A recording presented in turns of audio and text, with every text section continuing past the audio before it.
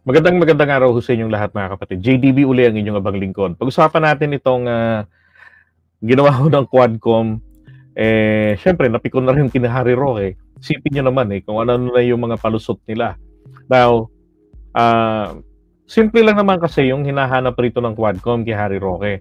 Yung kanyang kaperahan, yung paper trail, kumbaga, papanong biglang lumobo ng ganun-ganun kalaki yung kayamanan ng Biancham.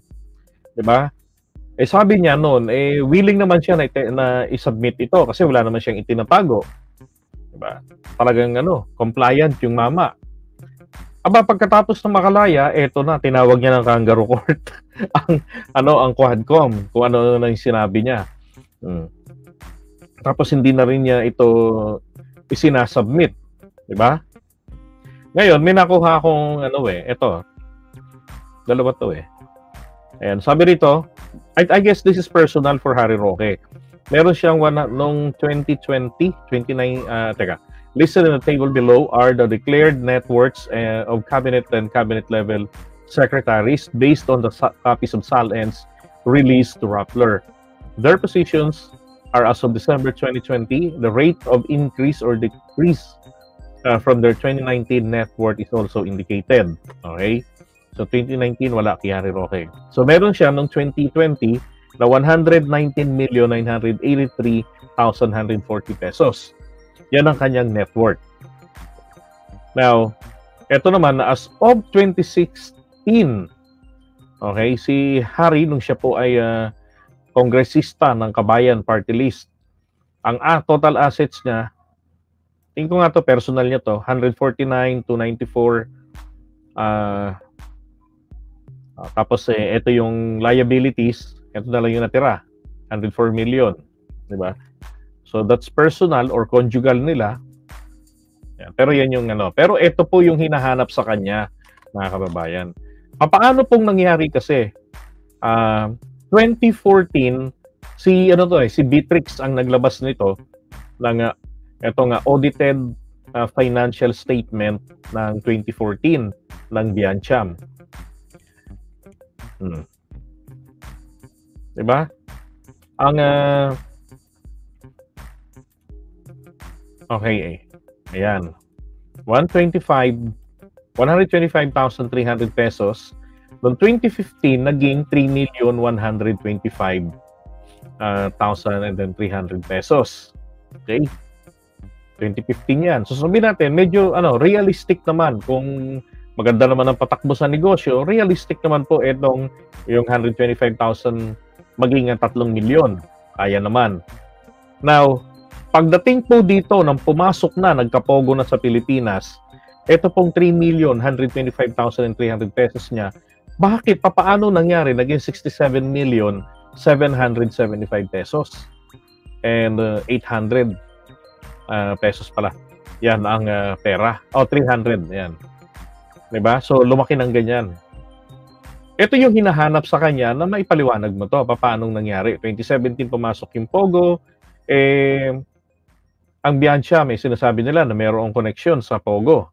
Diba? Tapos yung IT ng isang Pogo, nahuli doon sa kanyang bahay sa Tuba, Benguet. Na nung una, dinideny niya. Tapos, eto na.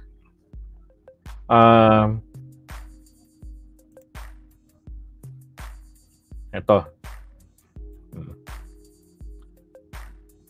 Okay. Ito pa. So, lahat po naman ng mga ito, kung tutuusin, kung wala naman siyang itinatago, di ba, bakit hindi niya ilabas? Now, so siya ngayon wanted na. Sabi nga, fugitive na siya ng Kongreso, ng Quadcom.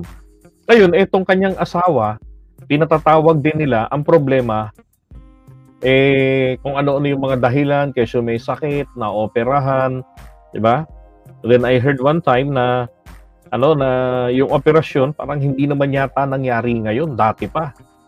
Ayun, sabi rito, abang lingkod, party list prep, Stephen Paduano, yung matapang, co-chairperson of the Quadcom, requested the order due to Myla Roque's failure to attend the ongoing investigation into the interlocking issues of illegal pogos. illegal drug trade, and extrajudicial killings, and for not providing a medical certificate previously requested by the committee. Di ba? Kasi kung totoo na may sakit na siyang naging dahilan kung bakit hindi nakapunta, hindi po napakahirap itong hingiin sa isang doktor. Pwedeng i-request niya sa isang doktor na na pakipadala naman ng medical certificate ko stating that napunta ako diyan, nagkaroon ako ng operasyon, di ba? Kasi ang maalala ko lang, nag-investigate din sina Paduano. Ang natuklasan po nila sa investigation nila, yung binabanggit ni Roque na hospital, hindi ito talaga para sa ganong klase na magsagawa ng ganong klaseng surgery. Kumbaga parang lang, yung parang pumunta ron para magpa-check up. And besides, alam niyo kung bakit mahirap makakuha ng medical certificate. Marami kasi mga doctor ang ayaw mag-issue niyan kung hindi po nila nakaharap face-to-face yung nagre-request. Bakit? Kasi pwedeng balikan sila. Katulad nito, involved dito sa Quadcom. Tinatatanungin sila ng Quadcom, totoo ba na nakita mo siya? What was the diagnosis? Ano ba yung kanyang condition nung nakita mo siya? Tapos yung binabanggit dito na yung inyong facility is just only a clinic. Are you licensed or capable to render this kind of provision operation, di ba? Yung procedure. So, pwedeng manganib yung lisensya ng mga doktor, ng mga surgeons. Kaya po, napakahirap kumuha ng medical certificate. Kaya nga sabi ko, napaka-easy kung totoo ang kwento na may sakit, inoperahan, nagpunta doon. Hindi ho ba? So, dahil doon sa mga, yun na nga lumilitaw po, guilty. Di ba? Anong mga pinagsasabi nyo nung nakaraan doon sa kanyang pag-vlog niya?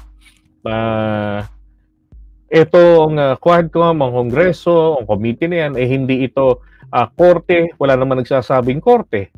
Wala naman daw kinalaman yung kanyang mga ari-arian, yung tita niya na nagbenta. Bakit hindi i-submit ang mga dokumento? And he was very tricky kasi sabi niya paroon sa kanyang ipinost sa kanyang Facebook na unless i-specify ng Quadcom kung ano ang kanilang talagang hinahanap, ano yung issue. Aba, bakit? Siyempre, bakit gagawin ng Quadcom yun? Di ba? Kasi pagka ganun magagawa ni Harry Roque ng paraan niya, ng remedyo na, ito pala yung binubutasan nyo sa akin, o ito pala yung butas na nakita ninyo, tatapalang ko na. Tama? Ay kaso, hindi naman ganun katanga yung mga nasa Quadcom. Meron pa akong isang napansin dito, sinasabi ni Harry Roque, na yung kanyang, yung properties nila, magkakaroon silang mag-asawa ng pagkakanya-kanya. Parang yung sa extrajudicial settlement prior to marriage, yung ganong klase. Para hindi ho masaklaw ang kanya-kanyang mga ari-arian dahil nga yung asawa niya nagagalit, hinangal-ngalan siya. Meron siyang gustong pasukin na isang negosyo na hindi gusto ng asawa niya. Hinangal-ngalan siya. Kaya ang niya hindi na lang ituloy at magkakanya-kanya sila ng ari-arian. So yung conjugal property nila, paghati-hatiin nila, aga naman. Pwede naman yun, pero bakit ganun gagawin? Merong itinatago. Di ba? Sabi, wala talaga siyang maipakitang dokumento kung paano lumubo ang pera niya. Again, yung perang pinag-uusapan natin dito dyan, yung ito yung pera ng korporasyon, yung Biancham. Hindi ito yung sariling pera niya na yung personal. Ito, sipin mo to. In just a matter of year, naging ganyang kalaki, naging 67. Tapos 2022 election, namigay siya ng 33 million yata yun, Kisara, sa vice presidential candidacy nito. plus yung kanyang sariling gastos pa sa kandidatura.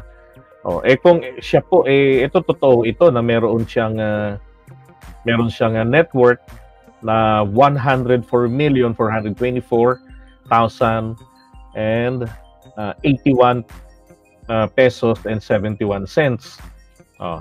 Ito noong 2016 yung sinabit niya noon na salin niya. Ito yung personal niyang kaperahan o conjugal nila, ganyan, assets niya and liabilities. Diba? Namigay pa siya ng pera. 30 million mahigit. So saan ang gagaling? Tapos mula 2020, anong petsa lang na, di ba, magkano lang din yung sweldo niya? Kakayanin ba ng sweldo niya na mag-produce ng ganong kalalaking milyones? Plus yung kanyang national campaign sa pagkasenador. Mababaho ang 100 million dyan. Ang alam ko, ang 120 million, ito 1994 pa ito, 1995 pa. Yan na naririnig ko noon sa mga politiko, sa mga tumatakbong senador, na kailangan meron kang at least 120 million for you to be able to launch a nationwide campaign effectively. Diba? So ngayon 2022 na nakaranghalalan, gano'n nakalaki po yung gagastusin nila roon. Diba? Magkano na yung ginastos niya. Baka inilalayo na ni Myla Roque yung sarili niya kay Roque. Kaya lang di niya mailalayo talaga. Correct. Diba? Yan ang problema. Nadadamay na yung asawa niya sa pinagagagawa niya. Kasi siya rin naman nagsabi na dumidistansya yung asawa niya sa pinagagagawa niya.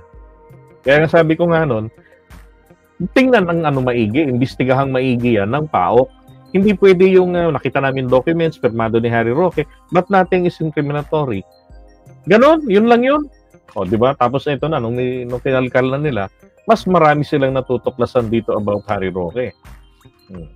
And again, ang argument lang nga po rito, kung wala namang itinatago, di ba? Bakit? Takot na takot magpakita. Ipinangako niya na to Siguro po rito, na-realize ni Harry Roque na, shit, paano ko ipaliliwanag ito? Di ba? Ano to? Paano kaming nagkaroon ng ganito kalaking halaga? Sinabi ko na yung tsahin ko, ganito, nagbenta ng properties kami, ganyan. Yung dating palayan doon sa Parañaque, nabenta. Ito yung hatian, ganito. Kung napapaliwanag niya nga sa SOCMED yun, sabi nga ni Barbers, dito mo sa amin ipaliwanag yan. Bigay mo yung mga dokumento para mapag-aralan namin, di ba? Yung mga tanong namin, sagutin mo. Talo pa siya ni Baterna Mascareñas talo pa siya ng mga yan Talo si Baterna, nakasuhan pa. Yung mga nagamit ng Pogo. Di ba? Kung ano-ano yung issues na ginagawa, pinagdadaldal nito ni Harry Roque. Mga pag-fake news niya laban sa presidente. Di ba siya naaawa dun sa kanyang mga anak? Sa dalawang anak niya at sa asawa niya. Ito si Myla, dati itong taga-media. Hindi ko alam, parang nasa